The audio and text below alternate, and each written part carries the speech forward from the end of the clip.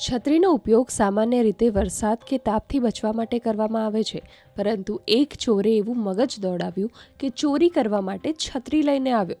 CCTV કેમેરાના આ દ્રશ્યો છે વડોદરાના. સીસીટીવીમાં છત્રી સાથે દેખાઈ રહેલો આ શખ્સ ચોર છે.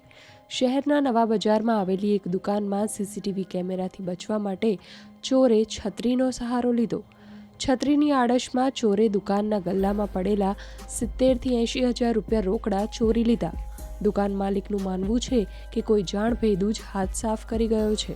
આજે સવારે જ્યારે હું 8 વાગે દુકાન ખોલવા આવ્યો ત્યારે મને જાણ થયું કે મારા દુકાનના તાળા તૂટેલા છે અને દુકાનમાં ચોરી થયેલ છે, જેની જાણ મેં સિટી પોલીસ મથકમાં કરેલ છે. સીસીટીવી કેમેરા જોતાં મને જાણ થયું કે એક ઇસમ તાળા તોડીને શટર ખોલીને અંદર આવ્યો અને સીસીટીવીમાં કેદ ના થાય તેના માટે એણે છત્રી આડે અંદર આવીને પ્રોટેક્શન કર્યું અને કોઈ જાણભેદું હોય એવું લાગી રહ્યું છે, કારણ કે સીધો અંદર આવીને અંદરનો ગલ્લો તોડ્યો અને અંદરથી કેશ રકમ 70,000 થી 80,000 ચોરી કરીને લઈ ગયો છે.